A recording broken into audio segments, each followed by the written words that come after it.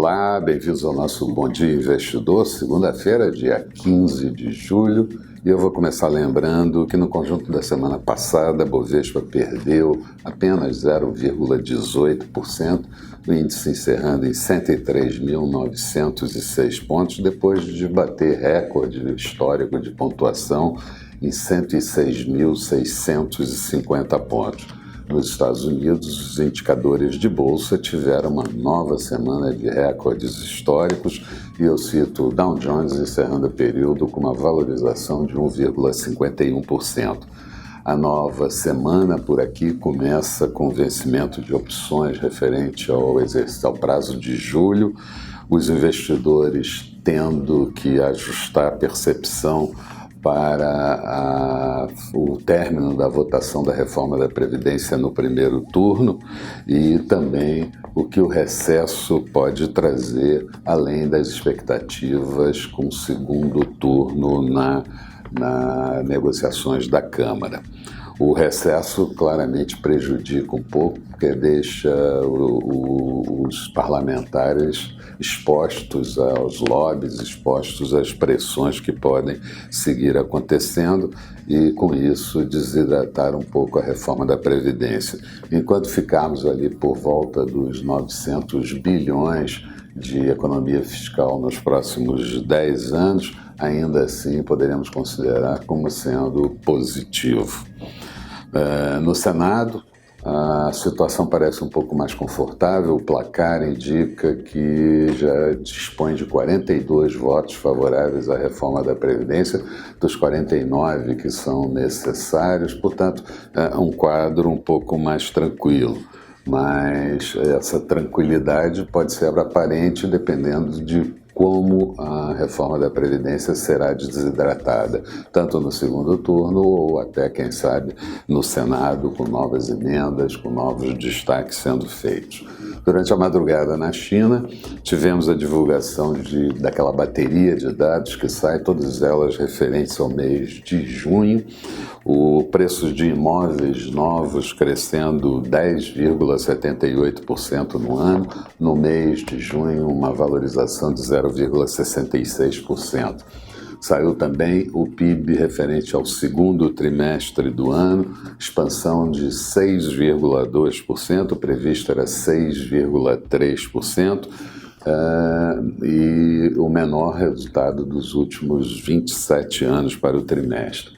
A produção industrial, ao contrário, cresceu 6,3%, de previsão de que pudesse crescer 5,3%, tudo isso anual, enquanto vendas do varejo também cresceu forte, 9,8%, dia anterior em 8,6%, mas isso certamente não é um indicativo de retomada da economia nos próximos meses e o governo pode voltar a fazer algumas flexibilizações monetárias por lá. Os investimentos em ativos fixos no primeiro semestre cresceram 5,8%.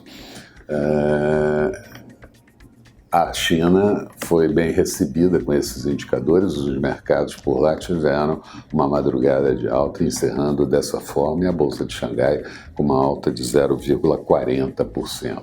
Mas, ao contrário, Donald Trump comemorou esse resultado menor nos últimos 27 anos, dizendo que a China quer fazer, de qualquer forma, o acordo comercial com os Estados Unidos e que a tarifação tem feito com que a China encolha um pouco. Já com relação às tensões referentes ao Irã, o Irã disse que está disposto a negociar com os Estados Unidos desde que os Estados Unidos retirem as sanções. Mas a Alemanha fez saber ao Irã que ela deve cumprir o acordo nuclear. Só para lembrar, o Irã está enriquecendo urânio acima do que o acordo nuclear permite, e isso sim melhoraria as relações internacionais. Por aqui, o recesso certamente pode trazer um pouco menos de volatilidade, reduzem um pouco o noticiário referente ao setor, mas é fato que as pressões vão continuar ao longo de todo esse período. A votação em segundo turno na Câmara está prevista inicialmente para o próximo dia 6 de agosto. O presidente da Câmara, Rodrigo Maia, também disse que, novamente criticando o governo por não ter forçado, não ter formado a sua base parlamentar para a aprovação da reforma, trazendo para a Câmara todo o sucesso da votação no primeiro turno, e disse que ainda mantém relações com Paulo Guedes e que não bloqueou ele no WhatsApp.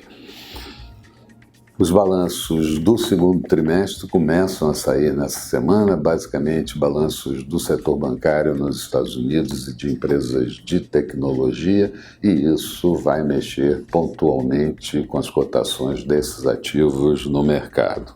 Na agenda do dia, daqui a pouquinho vamos ter a divulgação da nova pesquisa semanal Focus do Banco Central. Sai também o índice IBC-BR, vamos ver como é que ele se comporta, e o saldo na balança comercial na semana anterior. Nos Estados Unidos, vamos ter o índice Empire State, o índice de atividade industrial de Nova York, que é um indicador bastante importante, e o presidente do Fed de Nova York também discursa, John Williams, discursa logo de manhã. Falando de expectativas, a Bovespa pode tentar se reposicionar melhor depois da queda da semana passada, mas temos o vencimento do mercado de opções que limita tudo isso um pouco. Juros com viés de queda para o dia e dólar ainda fraco depois de ter perdido na semana passada uma desvalorização de 2,10%.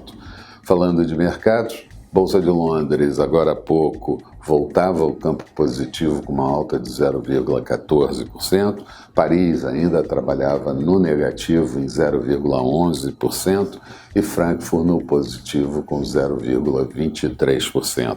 Petróleo WTI negociado em Nova York pode dar aí uma certa valorização para as ações de Petrobras, subia 0,37%, barril cotado a $60,43. Euro sendo negociado em alta em relação ao dólar, a 1,128 da moeda americana. Notes americanos, títulos de 10 anos com taxa de juros de 2,12%, em alta também. E mercados futuros americanos, o Dow Jones subindo 0,15%, Nasdaq em alta de 0,11%.